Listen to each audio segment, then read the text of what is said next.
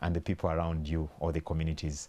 Again, today we have a very, very interesting story of people or a group of producers or entrepreneurs that are sitting exactly in that space. They are producing and they are actually not only selling locally, but also are sitting within the global spaces. You can call it the international market, and they're doing it in what has been termed as a sustainable way. And they're going to be sharing their experiences today. Now, without any further ado, I'll take the opportunity to introduce Charles. Charles, you're welcome to the show. As always, very happy to be here. The only show that connects the dots between your issues that challenge you in business. Yes. Beautiful, beautiful. Now, our visitors today, we have John Nwagaba. John Nwagaba is from Ankole Coffee Producers Cooperative Union. Now, John, you're most welcome to the show. You are the focal person for today's discussion. Thank you. As they have said, I'm John Nwagaba, the General Manager of Ankole Coffee Producers Cooperative Union, and at the same time, I'm a coffee farmer. Exactly. Now, we have another very important person, and that is Michael. Michael Kecho is from Uganda Export Promotions Board. Is an enabler of what we're talking about here. Michael, you're most welcome. Oh, thank you very much. It's a pleasure being here today and talking to fellow Ugandans. I'm called once again Okecho Lawrence Michael. I am the Director of Trade Information at Uganda Export Promotion Board, but also handling the export market development and promotion section. Beautiful. Now, as you can see, viewers, we first of all have a very strong panel of quite seasoned people in the different spaces. And today, as you've been seeing in the montage and our digital banner, we are looking at organic coffee. Now, you can stretch it to other crops or other products. It can be cotton, it can be cocoa, it can be any other thing within the agriculture subsector. Now, today, we're trying to look at the aspect of marketing and price for that particular coffee. And John here is going to be sharing with us his experience, what they've been able to achieve. Because when you talk about organic production, yes, it sounds fancy and exciting, but you know, when it comes to applying it, to seeing dividends and benefits coming out of it, it might be another story. That's why he's here to share his experience, so that, you know, we get to learn from him. As usual, these sessions are about teaching you and learning about, you know, business, how to do it and how to do it better. Charles, before we go into the video montage, because we want to take our viewers to the ground where John makes this happen before we come into the discussion, I don't know whether there's something that has caught your attention this week. This week I was privileged to go to the West Nile part of this country and the northern part of Uganda. And to me, what caught my eye was the vastness of those areas and to what extent a population in some of those areas are still depending in what you call nature 100%. Whereby a good portion of the population will just live on felling trees for charcoal. You wake up in the morning, just drop 2, 3, 4, 5 trees, sell them. Next day, do another thing, the same. So it's living like that January to December. It's living in a state of nature. To some extent, privileged for them. The land is big in terms of per capita population, land to population. Yeah.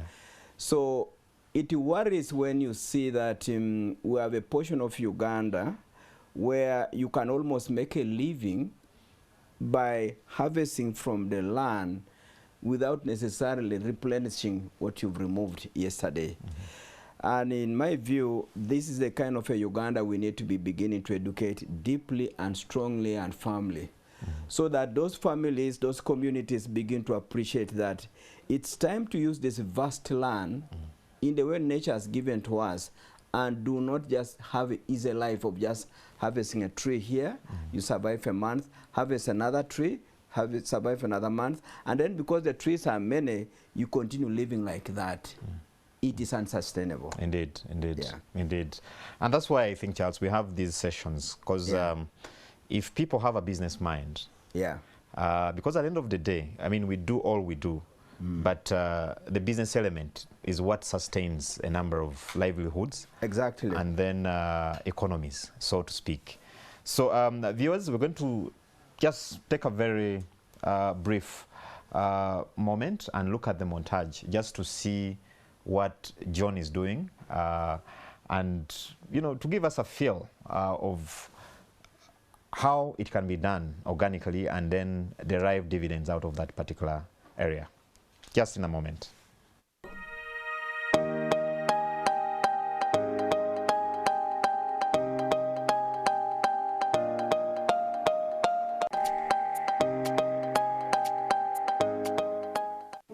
When I recall, we started 3 workers, and in that year, 2008, we did just 3/4 of a container.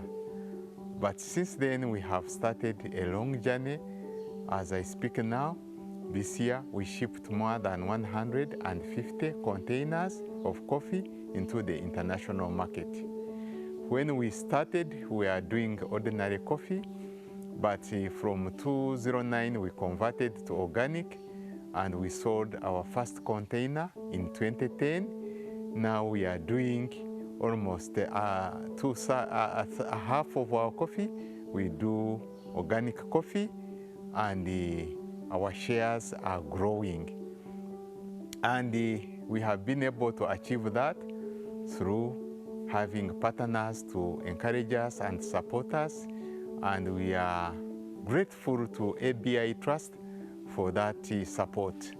They enabled us do many projects, which has made ACPC continue growing from strength to strength.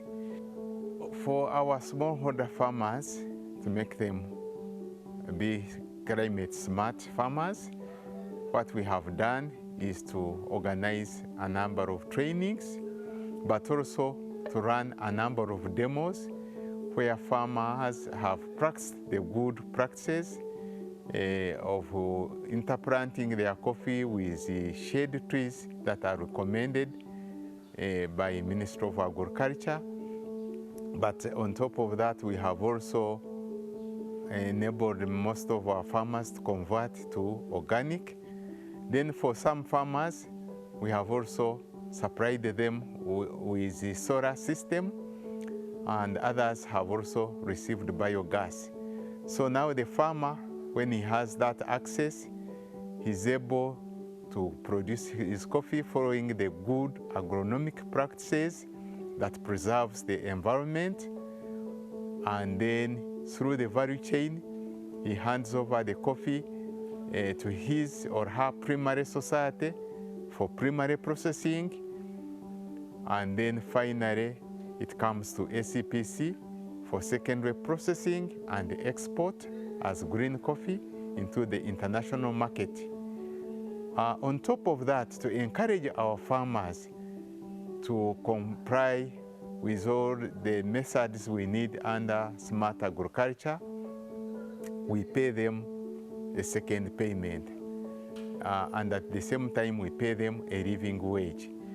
These two encourage our farmers because it is a price slightly above the market, and it encourages our farmers to work hard and comply with all the standards, including the rainforest standard, which encourages the planting of trees within the coffee garden and in their farm. So all those put together, it has made us build resilient farmers who are climate smart. Already, I believe and trust that some of our farmers are generating zero carbon in the atmosphere, though we haven't started earning from carbon credit. The other project we have undertaken is through organic. It also makes us avoid the use of chemicals, destructive chemicals. Then the project we do helps to preserve the environment and protect it. The other practice we do is to encourage farmers to do terracing in their garden. That one also helps them to make sure there are no runoff water that erodes the soil and also destroys the environment. And as a union, we are also in the final stages of going green in coffee processing so that we can reduce on use of the generator, because our hydroelectricity is on and off. And once we have done that project, then we would have achieved a lot in preserving the environment and going green. Ankole Coffee has been able to grow and become strong because of compliance with many issues. We have complied with government regulations. We have complied with government regulations on environment, but also we have complied with government regulations on good agronomic practices. For that reason, we have been able to be awarded certifications by Uganda Coffee Development Authority for being the most compliant producer in terms of quality. We have won that award for almost 3 consecutive years. The most recent one is where our Naturals coffee, Robusta, scored 86.65%, which is the threshold for specialty Arabica coffee.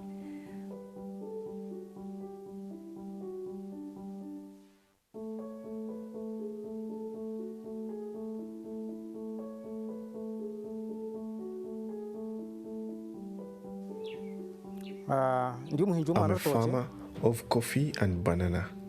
That's what I do to earn a living. I joined SCPCU in 2014.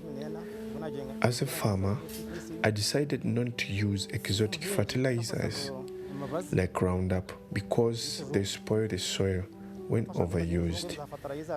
And in future, you can't plant anything. I decided to use rubbish I sweep from the compound, goats and chicken droppings, and also mulch the gardens with grass. This helps us to protect the soil. SCPCU and outside countries liked our coffee because we don't use fertilizers. Everything we do here is organic.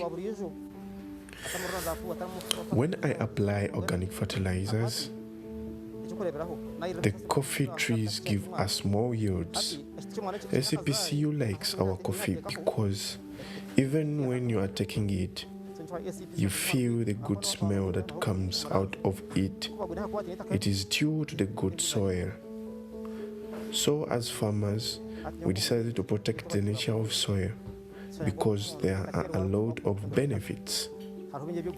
We also protect the wetlands because when they are not tampered with, we receive rain in time. We don't cut trees before planting new ones. The self-grown trees are even more important than the planted ones, like eucalyptus, which leaves the soil dry. The advantages of having trees in the coffee gardens is that when they shed off leaves, they erode and add nutrients to the soil.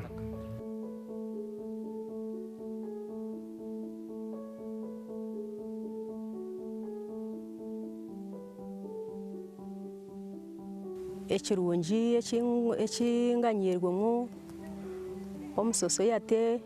What I've gained from SCPCU is that they call us for trainings and teach us good agronomic practices, how to grow coffee and how to look after it. We collect polythene bags and put them in one place.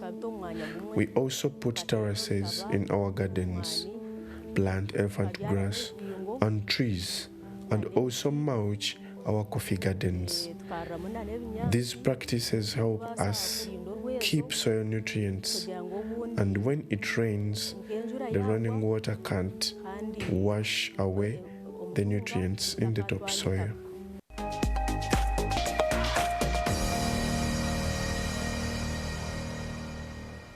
Welcome back, viewers.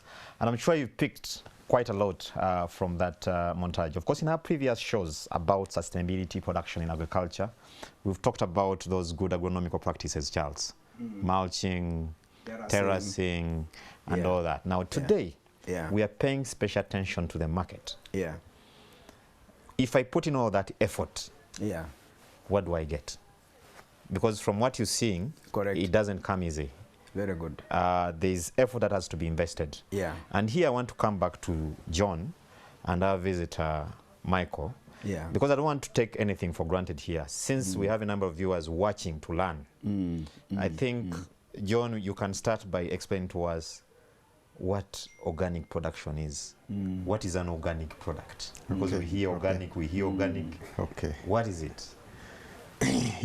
Organic production is growing of food crops without using chemicals. That's what it is. And then you have to be certified. There must be proof that actually you practice that kind of agriculture. For example, you find we have neighbors. Neighbors who spray, neighbors who keep their cattle on the farm, who spray them on the farm. So you have to have a buffer zone to make sure there is no runoff that will enter your farm. You have to make sure your land is protected. Then you must be certified, and then they must come and inspect your farm. Like when we had just started, the conversion was only 1 year, but now to convert to organic is a 3-year conversion.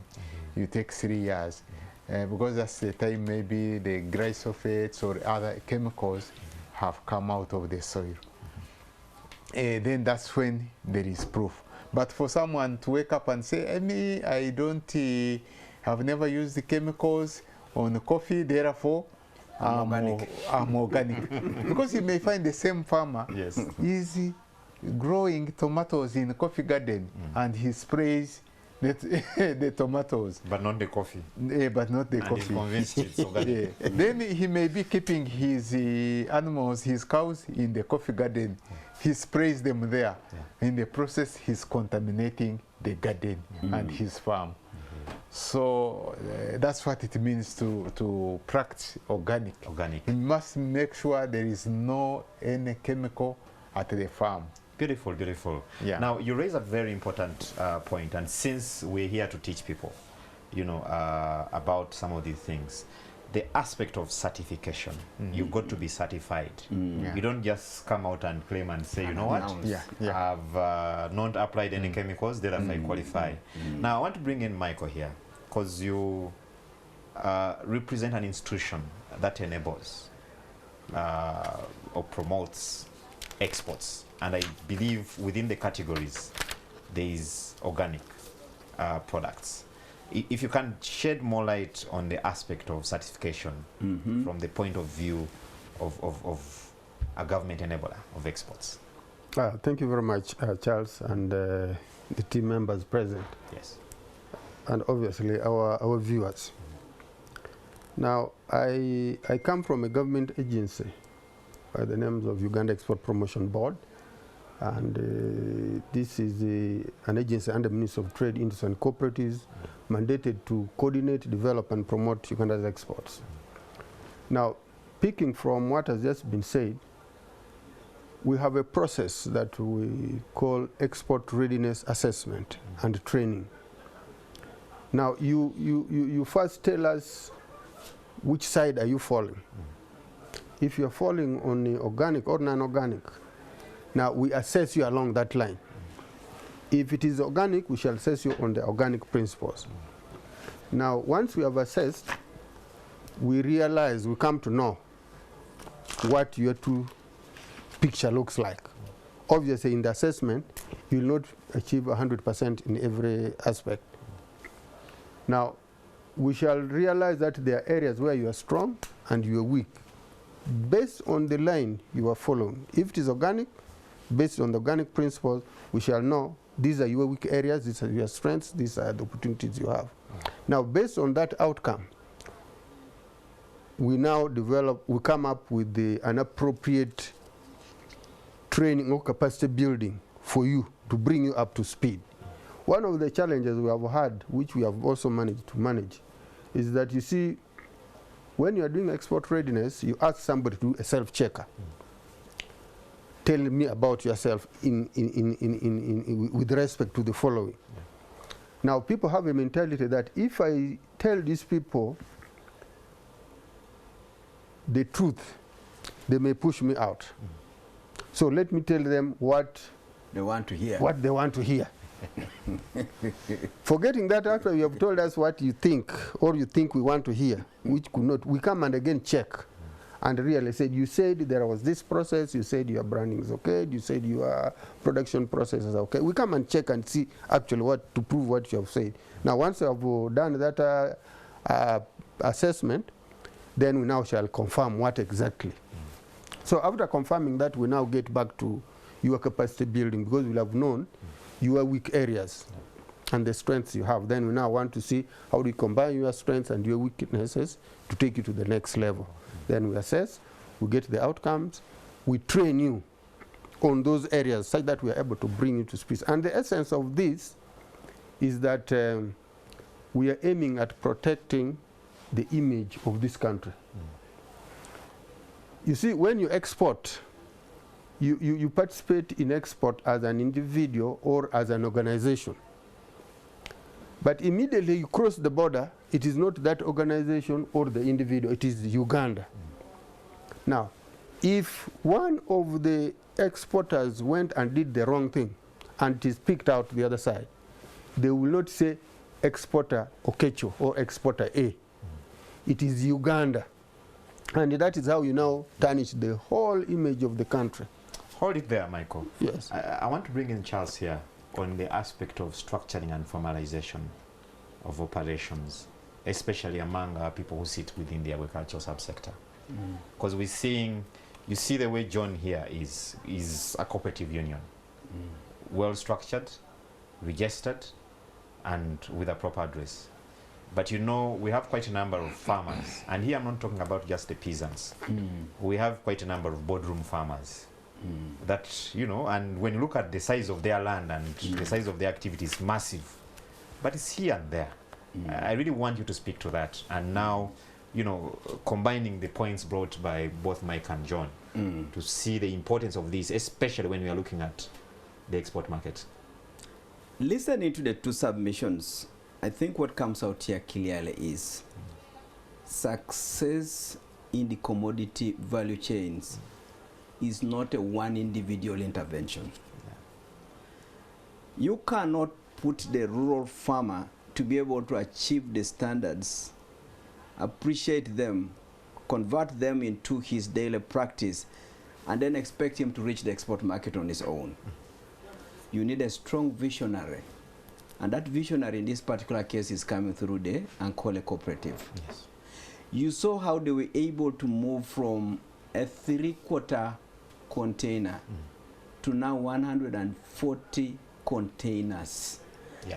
And then they also said, we will not be continuing with the ordinary crop we used to export. We are going to be shifting towards the higher level of the crop. And listening to what it takes, it is not something you press like a button. That bang today, let's go for elections and you have the right person you want. Bang, let's do this today and tomorrow you have the right quality of a crop you want. Initially the conversion rate was 1 year. Now it is 3 years. How do you make a farmer to start shifting and then get the benefits 3 years later? And yet he's currently getting some benefits in his mediocre way of doing things today. And you're telling him, please start abandoning the thing. And you're also telling him that, please, we do understand that you've got some goats. Please, can you make sure that a goat is not sprayed here? It's like lifting him from, you just say, are we talking about heaven here? I am a practical Ugandan. My cow is going to be here. And I'm going to treat it right here. And it's my land. And it's my land. And gives me money. If that is what you are saying, forget your export thing. To educate him until he begins to say, by the way, it makes sense. And you saw what they had to do? A demo. A demo. And a demo is costly. And as you are doing a demo, you are bringing in people to come and see. And then there's no stick somewhere saying, by the way, if you do not do like the demo is doing, we're giving you 2 years to shift. You are simply telling, kindly watch what we have done. It works. So demos are expensive. Demos are not a quick fix. Yeah. It takes that kind of a united process. But look at what government also is doing. Yeah. The government is saying, we're exporters. Uganda is number 3 or number 4, whatever, in coffee export. They are saying Uganda, not Ankole cooperative. It is Uganda. So the export promotion board is here saying, what do we do with our population that has been so basic in the way they handle coffee? How do we shift them to what we call specialty coffee? How do we take them to organic coffee with all its limitations? Now, the Export Promotion Board will not relent on the international standards. It will be saying, these are the standards. These are the things we must meet. And in the market, there is no saying, as for Uganda, where there are more women who are into farming, let's sympathize with them a little. Let's be less stringent. They simply say, these are the standards for specialty coffee. Enter or get out. Choose which space you want in. In other words, I'm making a point here that for us to change this country, there is a role and a big role of government. There is a role and a big role of organizing farmers. You don't just do the organizing of farmers by just saying, where is your registration certificate? Education, demos, follow-ups, incentives, all that is a mixed, heavy battle ahead of us. And I think the government should be appreciating what we have brought in here today. Thank you, Charles. Yeah. And I want to bring it back to John now, because you raised quite some very, very important point. And from what I read in that is that these things don't happen by accident. And I know one of the toughest, tasks is to manage groups, the group dynamics and all that goes with that. And I want to pick it from John. How have you managed to mobilize these farmers and point them in the same direction? Because being able to mobilize over 140 containers, yes, annually, that's not a small feat. And I can imagine there's a lot that goes, behind that. And it's not just any other coffee. It is specialty coffee, it's organic coffee. Yes. A bulk of it. How have you managed to tick that? And it's not for one season. Yes. DNA. Okay. Yes. You see, to manage the organic business, what we did, first of all, the farmers are arranged within their cooperatives. We initially started with 4 cooperatives. We put them into conversion. We did a lot of training. At every society, we have an agriculturist employed by Ankole Coffee. We have a change agent. All those go and work with the farmer. We train them in the good practices. We train them how to protect themselves. We train them in case you have your animal, we don't say throw it away, but don't spray it in the coffee. If you have the animal shed in the coffee, build it aside. If you are using acaricides for animals, have a store for them. Don't store the chemicals with the coffee. After taking them through all those trainings, the do's and the don'ts, at the same time we made sure that these farmers are paid the conversion price. Okay. So we paid a conversion price in the first year, second year. That's the conversion from conventional to organic. Yeah. So we had to create a budget to pay them some small fee to entice them. Otherwise they will say, why do we need to do this? Yes. It's extra work.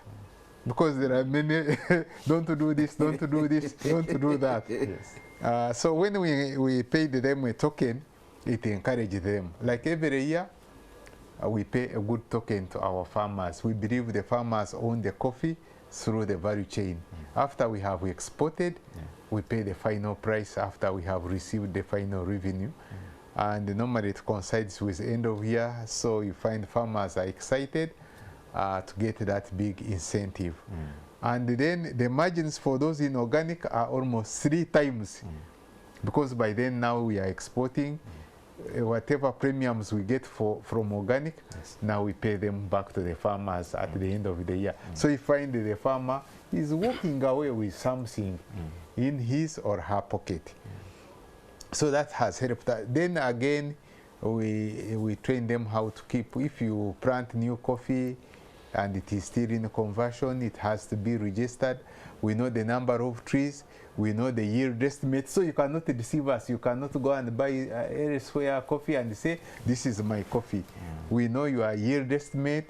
We have your GPS location. So we have every detail. We have your register, and now even the GPS. Yeah, and then we trace the product. Once the farmer has dried his coffee, he delivers to his cooperative or his cooperative.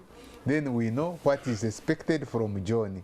Then they can do the primary processing, or we can do it.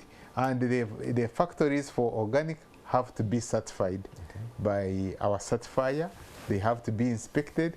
They must comply to organic standards. And when you are going to process the organic coffee, you first use some part of organic coffee to flush the machines to remove any traces of non-organic. Then organic coffee is stored separately in the stores, even in shipment. So there is full separation.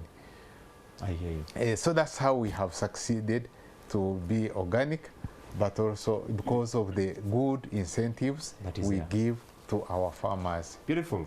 Viewers, you can be part of this discussion. We're going to be flashing a line on the screen.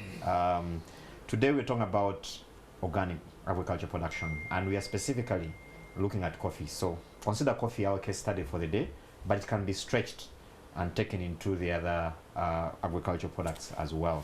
And in the studio, I have John Nwagaba from Ankole Coffee Producers Cooperative Union. I have Michael Kecho from Uganda Export Promotions Board, and our resident coach, Charles Ochichi. Now, John, before I move to Michael, I know it's not a bed of roses to actually reach where you are. Just the reality. Give us your experience, and maybe some of the challenges you've had to face to actually make that conversion, and how you've managed to scale some of those challenges. Okay, thanks. You see, the challenges we have been facing and we continue to face. One is like some other people introducing inorganic fertilizer to our members without our knowledge. We don't have organic laws that if I am a farmer with a certified garden, if you come and contaminate it, I should be able to sue you. So actually, through our organic association in Ogam, now we have coffee, some few regulations, but we want it to be embedded in the coffee laws so that we have a particular law that protects organic farmers. The other challenge we face at times is when farmers are also tempted and use the chemicals, particularly like this for the weeds. Well, yes. If they use the glyphosate, and we get them because we do regular inspections, then the farmer is suspended. I get you. That's a tough one, because I know if someone has especially when you have these those the chemicals for killing the weed. It can be very tempting when the grass is overwhelming, especially when the rains are high as much as they are now. If we find you using Weed Master, we suspend you. I get you. And now things are getting a bit tough. Now because the certifiers and inspectors, they have the GPS location of the farmer, and now we have the link, so they don't need to come to the farm. They can use the satellite. They can use a satellite to see whether you are using glyphosate, because they will see and they see the weed drying of spraying. Yes, the brownish. Now again, it is getting tough. In the next audit we are going to face, they will also be testing the green beans before harvesting, the leaves, so that in case there are traces of chemicals, then your certificate is cancelled. Beautiful. So we try to be very strict to the farmers, but at the same time, we are on the other side, we are honest to them. If we receive premium for organic, then we pass it over to the farmers. But we normally do continuous training, continuous encouragement, and now we are doing a new thing which will, once it reaches the farmer, we have formed, we registered our own circle as Ankole Coffee with the intention of lending to the farmers at possibly a very low rate, so that the farmers can be encouraged to invest more, maybe in mulches, in making their own farm yard manure, so that we can be in a strong, sustainable production. Thank you, John. Mike, I'll come to you because, you know, when John mentions the challenges they go through to just tick the box organic, I mean, there's a lot that goes into that, and I'm sure some of the viewers who are watching us are asking themselves, I know John has talked a little about it, about that premium price. Some could be asking, is it worth the effort, really? Now, I want you to broaden this beyond coffee, because from where you sit, you look at all, you know, the agricultural products in the country.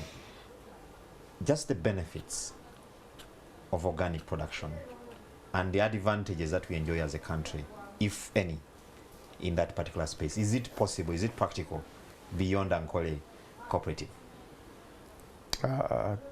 Thank you very much. First and foremost, allow me to thank Ankole Coffee, the group, for doing a very, very good, fantastic job. And from the way John is talking, it is something that was self-developed and driven, and they have the passion for it. Now, the way you see they have the passion, that is how the consumers of organic products are. Consumers of organic products are extremely conscious and are ready and willing to pay a premium so long as you provide what is required. And that's where, when John told you that, you see the persons participating in the premium, I mean in organic, are getting 3 times the value that somebody who is in the organic. For example, if individual A had 10 kilos, or let me say 100 kilos of organic, and somebody else has the same quantity, the one with organic gets 3 times more. Now, that is the boosting income at household level. And by the mere fact that you boost income at household level, you are doing so many things. Health is addressed, children's education is health is addressed, and environment. Now, outside there, the benefits for this, first and foremost, the country branding improves drastically. We become a reference point because we supply organic and premium.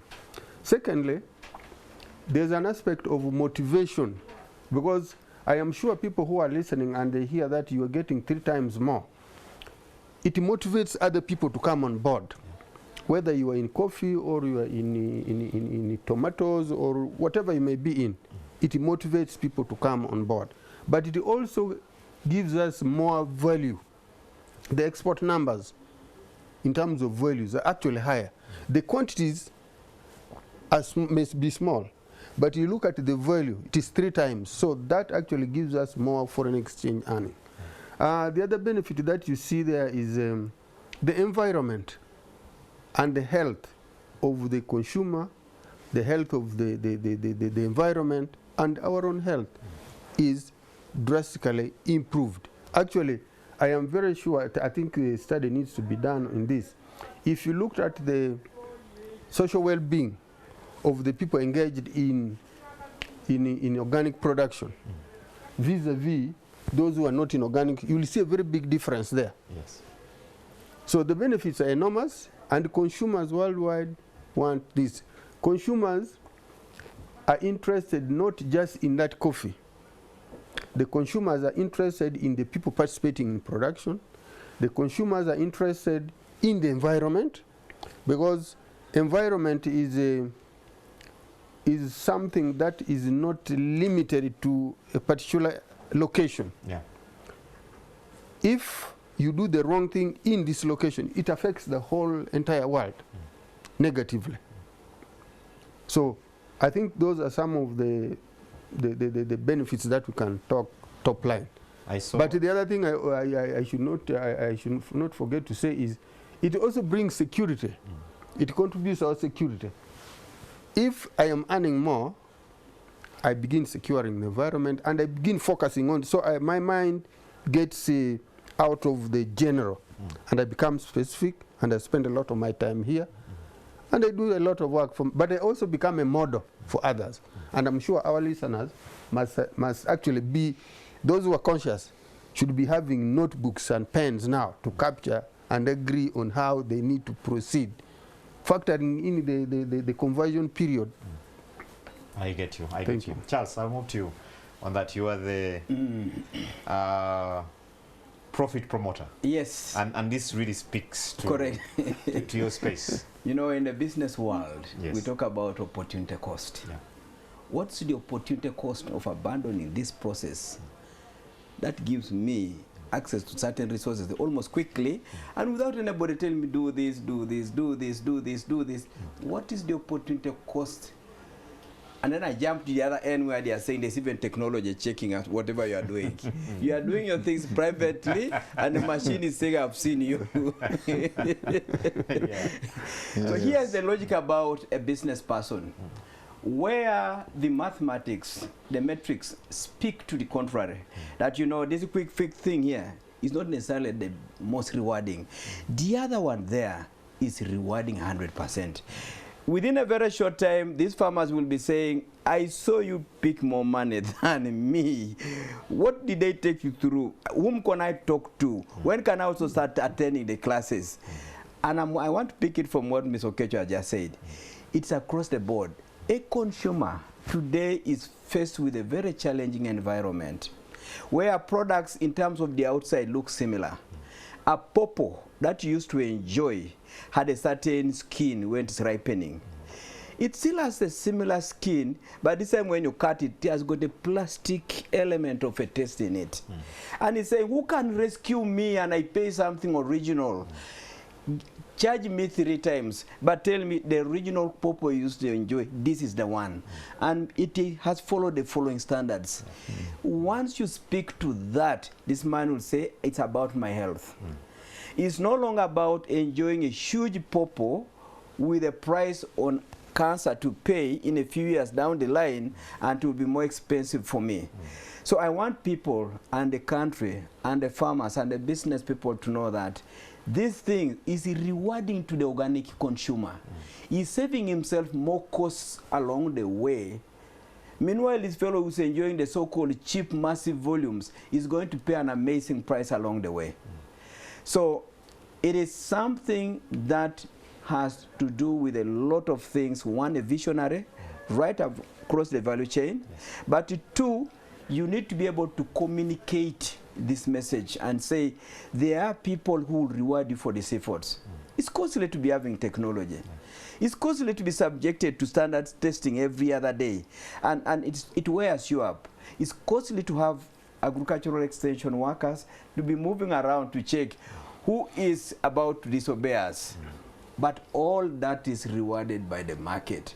And where the market rewards you, you can be in that space and enjoy good margins.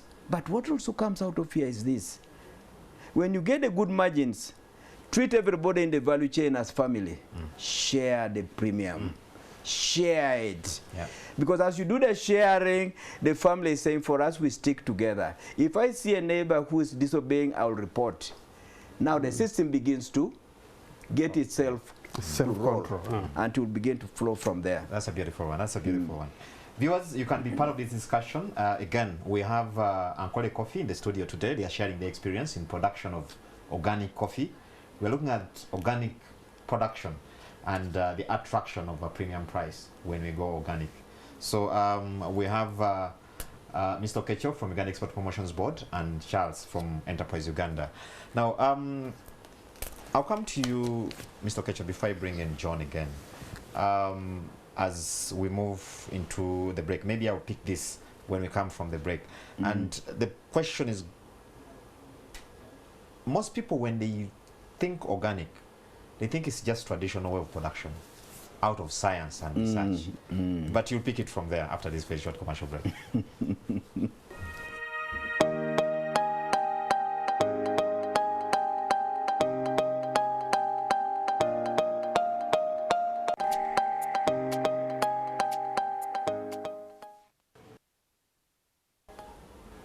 Dear viewers, welcome back. It's again the Business X-Ray Show, and today we're paying special attention to organic production that is in the agricultural subsector. And we have Ankole Coffee in the house. We have John Nwagaba, who is, the head of that cooperative union. They are into coffee, and they are quite fairly big, I should say, because they're exporting over 100 containers every year. And a bulk of this is actually organic. And before we went for the break, Michael from Uganda Export Promotions Board, one of the questions that I was asking is on the reality that we see every day, where people feel that going organic is doing things the traditional way, out of research and science.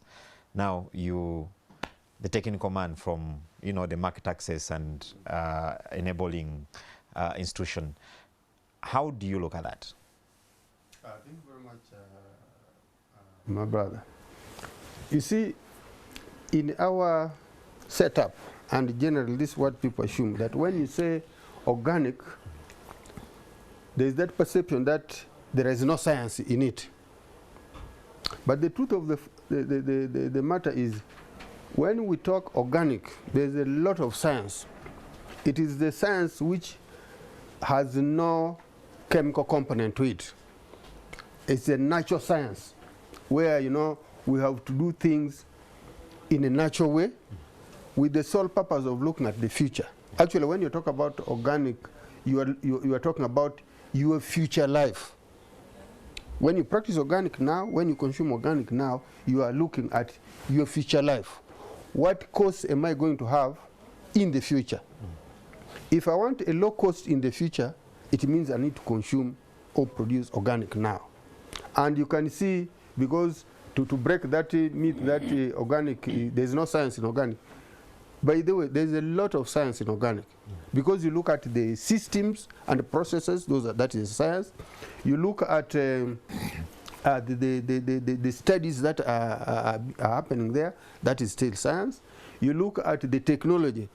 John was telling you that, you see, in organic there is GPS, there's monitoring you, there's trying to see you with an eagle's eye. That is all science. So it is not just about saying that I am going to operate in a traditional way. And you see, it is also wrong when you say traditional. Tradition did not mean that doing things wrongly. Yeah. Actually, it takes us to doing the things the natural and godly way. So there is a lot of science in this. But what I also call upon, because the way things are moving, and because the consumers are raising the bar every other now and then, that therefore calls for us to do a lot of research in our organic operations. And that means the academia needs to come in here. Yes. The scientists, the research institutions, NARA and the rest, they need to come and actually look and see how would we actually make organic processes and production and systems much, much better. Because from what John was telling you, these fellas have made a lot of commitment.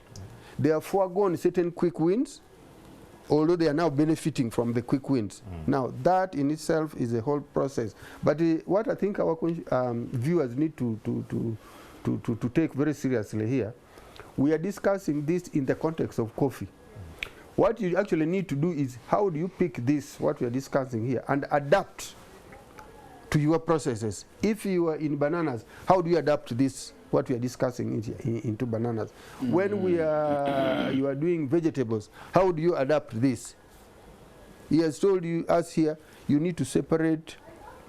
If you have goats, it doesn't say that don't keep goats, don't keep cows. Separate, have boundaries. And you are operating, in your location, not everybody is operating organic. The aspect of having boundaries and the buffer zones and the rest, that is all science. So organic is a very science sensitive, and intensity is also very high. So our producers, our consumers, in all the other subsectors, agricultural subsectors we are in, please take this discussion very seriously and ensure you adapt. We are here thinking global, but acting locally. What are these best practices that we now need to bring down? And Ankole Coffee has done it very, very well. And that also means actually, as a government, we need actually to begin looking at this and see how do we take the best practices that these fellas have developed. You know, a practice is something you don't come up with at once. It is a process you go through before you come up with that solid process or system. Thank you. Now, that is something which is already there. We just now need to replicate this in other sectors and areas. Thank you, Michael. Again, viewers, you can be part of this show. It's time now to actually send those questions and comments. I can see quite a number of them coming through. We are discussing organic production and what it takes to actually participate in that space. But then, most importantly, what are the benefits? Why should I go organic? Why should I go, you know, through the hassle of sitting in the organic space? Now, I'll come back to you, John. Of course, we are seeing in the market today the number of products, call it especially fertilizers, where, you know, there is that mark that it's organic fertilizer. And I know the number of farmers that are interested in producing organic products that have been, you know, I want to use the word misled cautiously here, but that have been pushed into that space to actually buy this fertilizer. If you can just shed a bit of light on that. Yeah, thank you. Actually, for every organic product, whether fertilizer, whether food, it cannot pass before it is approved by a credible certifier. Like for us at Ankole, we are not allowed to use any fertilizer, whether somebody has written on organic. Our certifier must first approve the process. He must approve the supply of the fertilizer if it is claimed to be organic. But now you see every fertilizer you meet on the street is written on organic. So there must be credible certifiers that are recognized internationally for both production and supply of inputs. And that's where we are getting a big challenge. Every place you go, you see organic fertilizer. Who approved that one? You see, again, they have to have a traceability system. Even if, like Ceras is one of the credible approved certifiers internationally, if he approves that Ankole uses this particular manure, he has to trace it in the system so that it is not contaminated. Otherwise, if you say, okay, I've certified, which batch did you certify? Where did it go? How did it move from ACPC, from the factory to ACPC farmers? So you make sure even the chain of supply of the organic, and again, you have first to test the soils to prove that that nutrient where you want to apply in the soil is lacking. And someone may ask, why do I need to go to do organic? First, it is beneficial at two levels. You, the practitioner, the farmer, you protect your life when you stop using chemicals, when you stop using glyphosate. Some of the chemicals are systemic. They go into the plant. So even if when you pick the beans, still the chemical is in the seed. And that's what causes cancer. So you must first prove to Ceras that you did the soil test and this nutrient is missing, and using the good practices, you cannot replenish the soils. That's when you can be allowed to apply certified organic fertilizer. Beautiful, John. Now, you mentioned the word certified. Yeah. And I know it's quite loaded at different levels. Yeah. Right from the input to actually where you're selling in the market. Yes. Including the process of transporting it. If you can elaborate more, you know, what this certification process entails. Who are the certifiers and what are they looking out for, and what does it take to be certified? Okay. Once you want to go organic, you prepare your farmers and you apply There are internationally recognized certifiers all over the world. I will mention one, CERAS. There is also IMO, but I will deal with CERAS. So when you apply, they share the standards with you, the do's and the don'ts. Then you start practicing. Then annually they come to audit. They audit based on the standards. You are supposed to have done this. Are you doing this? Are the farmers registered? Do you know the number of trees? Do you know the yield estimate?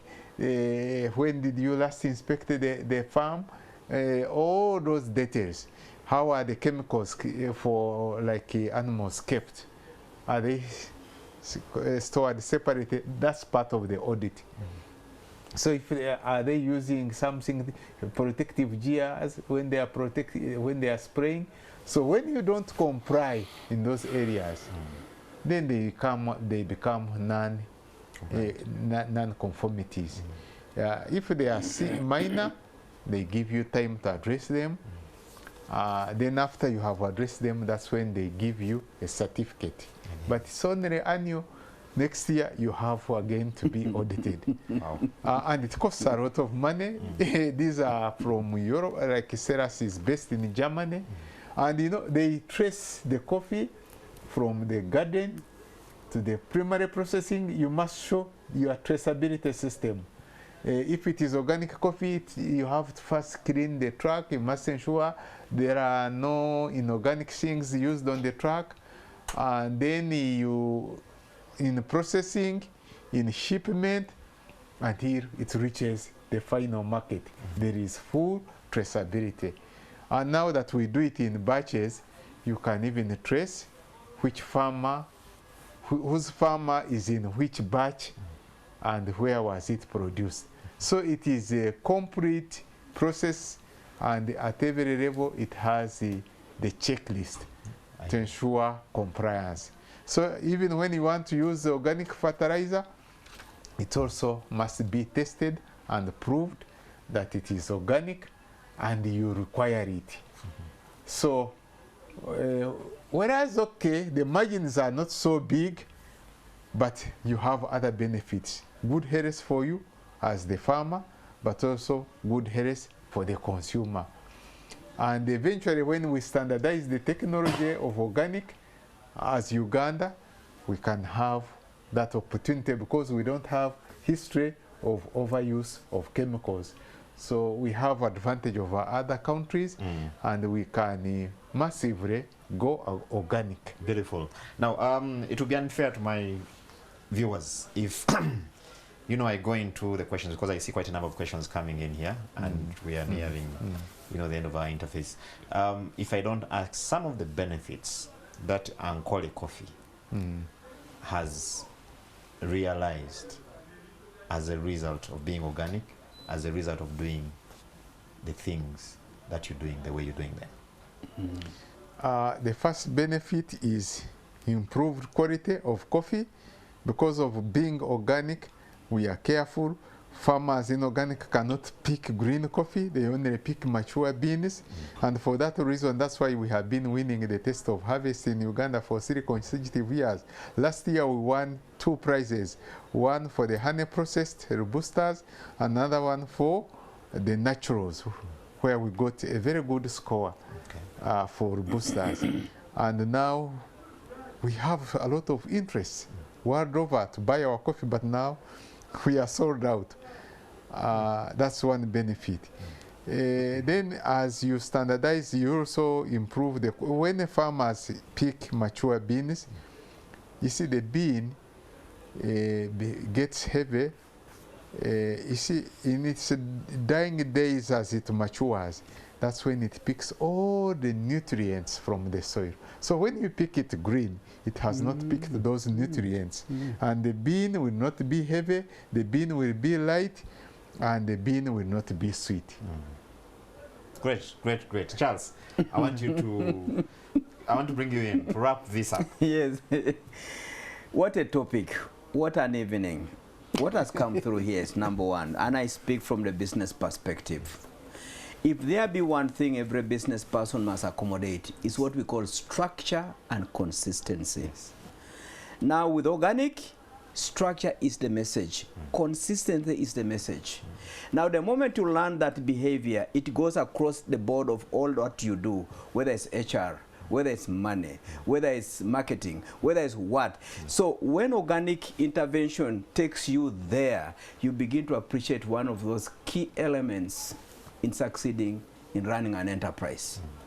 But number two, organic is about thinking long term rather than just short term.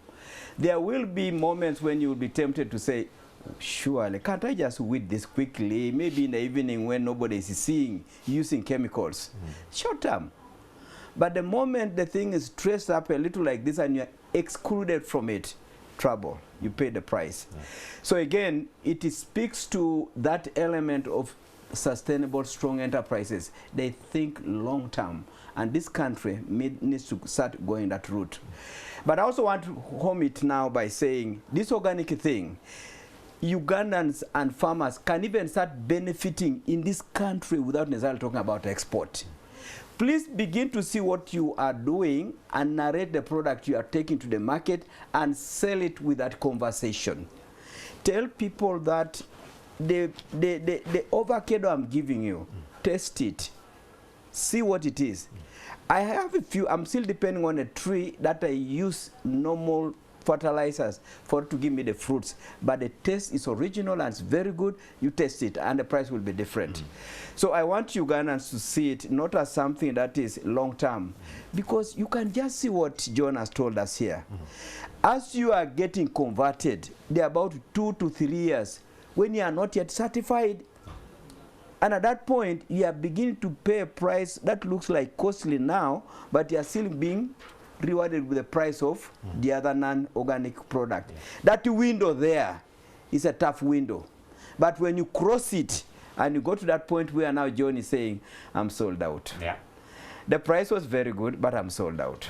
And I'm doing it again for next season. It's a comfortable zone. And I see John is saying it with a lot of comfort. Yeah, it's very comfortable. Indeed. Yes. But you raise a very important point, Charles. Yes. Because when John here was talking about traceability, Yes. and that is the story. Because people now want to consume stuff, whether in London, New York, that they know it came from farm A. Correct. And it was produced under these conditions. Correct. And right now we're talking about, I know Michael is quite passionate about this, after the Africa Continental Free Trade Area. Correct. And I think these again some of the areas where we can sit. Correct. But I want to rush very fast to the questions. Quite a number of questions have come through from our viewers. I have Martin. Martin is from Queenie in Eastern Uganda.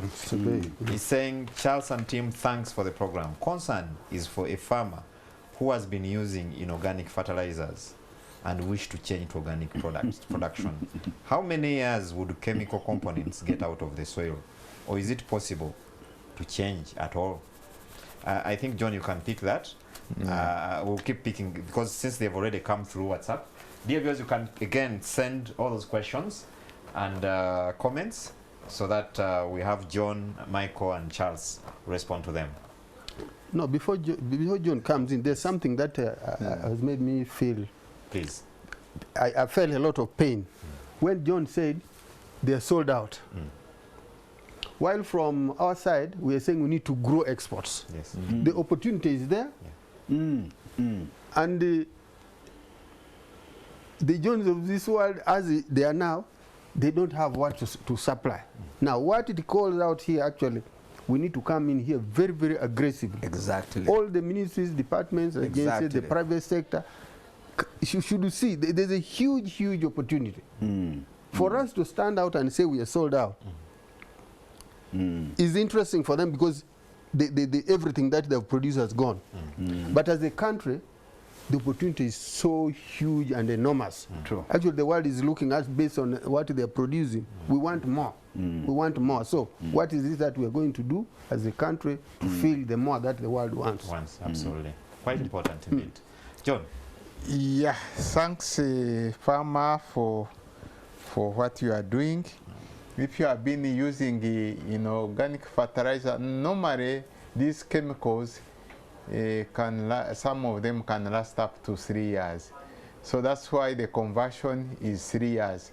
Within 3 years, the effects of some of the chemicals will have gone, and then you can now be organic. If you stop using chemicals for 3 years, it's enough time, and you make sure you have a good buffer zone, you don't get recontamination, then you'll be safe after 3 years of non-use of chemicals or inorganic fertilizer. All right. Thank you, John. Then I have Tugume Julius is from Barara. He's saying, thanks for the good program. How do we bring in farmers' royalty to come back to cooperative societies? Because, John, you represent a cooperative union, and it's made up of cooperative societies. Now, Julius's question is on how I think you've done it so that they can pick some lessons. Yeah, thanks, Julius, for your question. How do you keep members loyal? You see, for farmers to be loyal, to be attracted, there must be something tangible, something measurable that will accrue to them. So if nothing is coming to the farmers, why should they be loyal? If you are selling as organic and you don't pass over that money to them, why do you want them to be loyal? So whatever we receive, we pass it back to the farmers. You must have a democratic system of doing organic farming and bringing back the returns to the farmer. But if you don't do that, then the farmer definitely will run away from you. He will say, I would rather do away with organic and keep on my own, other than going organic and sweat for nothing. So in our system of governance, we have a traceable system, we have a good compliance system that will reward these farmers based on their efforts and energies. Once we get a good market for organic, the money trickles back to the grassroots farmer, and that's why we are able to build a royal farmer. Great. Now I have Bob Ahurira. Bob is from Rukonjiri. He's saying, I have a coffee plantation of about 1 year, 2 acres. I would like to know where I can find John so as to get more information about organic agriculture. Now I think on the same, you're going to share again your contact, how people can get in touch with you. Okay. Thanks, Bob. For me, I work for Ankwere Coffee Producers Cooperative Union. I'm also a farmer. We operate in many parts of Ankwere. We operate in Tungamo, in Bushenyi, in Mitoma, in Rubirizi, in Buweju, and Shema. But we have our headquarters in Kabohe, Shema, along the Mbarara Ishaka Road. The factory is easy to get, and you can contact us on 0772 461 876. If you visit our factory, we have had many farmers visiting us. They come and we train them and we encourage them. We have received farmers from Eastern Uganda, from North, from Central, from Congo, from Rwanda, from Tanzania, and even as far as Ethiopia. So you can come and visit us. We shall share our experience and you learn from it. And what you find good, you take. What is bad, you live with us. Thank you. Then I have Grace KK. Bob. Grace KK is saying, throw more light on pest control in organic farming. How do you control pests? Who was that? Grace KK. Thanks, Grace. For those details on how to manage pests, you need to interface with our technical team. But just say a few things like if we have issues of twig borer under organic practices, we make sure we destroy the affected branches and do good practices in the farm. Like twig borer, what encourages it if there is a lot of darkness, there is a lot of branches. So you make sure you prune and allow in a lot of light in the garden. Then you will eliminate twig borer from your garden. Then the other damaged plants you can destroy, but also we have some natural methods we use. also to fight pests. But for that, you can come and visit us, and then we'll give you more tips how to eliminate pests from your garden. Beautiful. I have Amanyira Puli is from Fort Portal. He's saying, is there space for someone from Port Portal to join Macaulay Coffee? Yeah, thanks a lot, Puri. If you want to join, we are a second grade cooperative organization. So individuals don't become members, we receive institutional members. That is, you must be a primary cooperative. So if you mobilize farmers in Kabarore and you have like 100 farmers, then we can visit you, train the farmers, encourage, and then we form a cooperative, and then we take it through probation. Once you meet our minimum requirement, then you and your farmers can become members of Ankole Coffee Producers Cooperative Union. As simple as that. It can take you 1 year or 2, depending on how fast you are moving. Okay. I have Robert Isaville. He has a question for Michael. He's saying, just share some of the, I'm trying to paraphrase here, some of the interventions that you have as Uganda Export Promotions Board to support organic farmers to play in the export market. Thank you very much, Robert, for that very, very interesting question. You are actually attempting to help Ugandans actually understand. Now, in terms of organic farming, the interventions we have, the first one is we do export readiness assessment to help us understand whether or to what level, to what extent is the farmer or the producer ready to be organic, so that he does organic exports. Secondly, we also work with the other ministries, departments, agencies, the private sector, donors, to help us in patching up all these gaps we have seen in the export readiness. The other intervention is we train, because as a result, one of the outputs for the export readiness assessment is training. Now, once we have trained people, we link them up. We link them first and foremost to exporters if you're a producer, but we also link both current and potential exporters to buyers in the foreign market. The other thing is we also train you on other export-related areas such as the Incoterms, financial management, marketing, branding, all those things. The other intervention is we also link you to other financial institutions. For example, once we do the export readiness assessment and we identify that actually you have a financial related matter, which in most cases people say they have a financial challenge, when actually their problem is not finance. Finance is just a symptom of some other problem.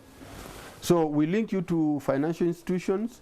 We bring them like Microfinance Support Center, Uganda Development Bank, Stanbic, and other commercial banks, because they have provisions, which you also note that under the agricultural credit facility, which runs in other financial institutions.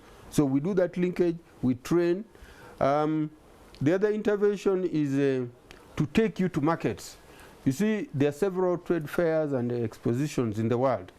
Now, once we know that you have met the requirements, we actually take you to this exposition, to these fairs, so that you interact with the consumers. For example, when we're in South Africa recently, when the president was there are people who went there, people must have seen people explaining coffee and cocoa and all those things, so that you have a direct interface with the consumers, but also with the buyers the other end. The other thing that we do is we also actually give you options. Do you want to go organic? Do you want to go non-organic? Now, depending on the direction you take, we support you along that line. The other thing that we also do is we provide you with a lot of information. Do you want to know, for example, if you want to know the market share of organic coffee in a particular country, we shall be able to give you all that comprehensive analysis. We shall profile for you markets, we shall profile for you customers, we shall do background check. Because, you know, they say in Uganda, in Kampala here, we say Kampala Sibizimbe. Meaning that actually there are thieves around here, the people who can cheat you. But globally, the same thing applies. Globally, there are people who can actually cheat you. Somebody will pretend he has business with you. First time you supply, he pays. Second time, the third time, the fella disappears. You cannot trace. So if you're getting into it, we provide a background check to know who is this. But in this process, we work with the association, we work with our embassies, and that's why we train. On Friday, actually, I had an engagement with the Minister of Foreign Affairs in Kampiringiza. What's the name again? Kampiringiza. That name. That name. So they were training foreign service officers. So we're going to update them what we expect of them and so on. So there are so many interventions that are general, but they're also specific. There are interventions that we can do to a specific person. There are things that intervention which are cross-cutting, but there are also interventions that are specific to products, specific to organizations, and specific product to certain regions or areas. So there are a lot of things that we do. I think I can call upon Ugandans to walk in. Please get in touch with the Uganda Export Promotion Board. There are so many things for you inside there. But what you also note that at the coordinating level, we shall link you. If it is linking you with the agriculture, we shall link you with agriculture. If it is linking you with the Bureau of Standards, we shall link you. If it is linking you with the Enterprise Uganda, we shall do that, because we look at the gaps and identify the competent authorities to help you address that. And at the end of the day, we look at the numbers. Are the things, the interventions we are doing, giving us the export numbers we are looking at? Are we seeing employment coming in? Are we seeing income improving at the household level? And so on and so forth. Thank you very much. Thank you, Michael. Before I bring in Charles to conclude this, John, what will be your last word? My last word is I wish all farmers to get organized in farmer groups and convert organic. They can also form cooperatives and convert organic. Our big dream is to make Uganda a center of excellence for organic production, not only for coffee, but also for other products. And eventually, we need to have the laws that govern organic production so that those who are already in organic can be protected. Thank you. Thank you, John. Charles, you can wrap this up for us and then help us draw the line between organic and sustainable production. Very good. And the money, of course. What an evening. I want to tell Ugandans that sessions at the Business X-ray are not sessions where you come to big words and you get lost. The word organic today has been demystified. It comes from the consumer. And that's one thing at the Business X-ray will always be the bottom line. Whatever you do in business, who is the consumer? Who is the person giving you money? Because at the marketplace, what drives everything is value for money. So if you are going to go the organic route, there is a price you are going to pay, but you are going to be rewarded for that effort. But clearly today we have seen that no success of this level can be sustainable without involvement of the entire set of actors. There's a government level like the export promotion, the standards body, and the regulators. There are people who do the certification. Then you've got what you call the champions, the anchors, like the cooperative, Ankwele cooperative, who will be saying, I interact with the market all the time. These are their demands, and they communicate that across the line. But as you now influence the rest of the other actors, remember, share the rewards. If you become greedy, and you consume all the benefits the other side, you open room for these short-term sighted interferers who can come and pollute your space again. So it has been such a wonderful afternoon, and it can be done. Ugandans can go to any type of a market, including a specialty market, and win, and actually have a lot of orders you can't fulfill. Interesting. Interesting. Yeah. Indeed. Thank you, gentlemen. Thank you, John, from Macaulay Coffee. Thank you, Michael, from Uganda Export Promotions Board. Yeah. And of course, our resident coach, Charles, from Enterprise Uganda. And to all our partners, ABI, Ministry of Finance, Planning and Economic Development, and Enterprise Uganda, we really, really thank you for this. Until next time, have a good evening. God bless.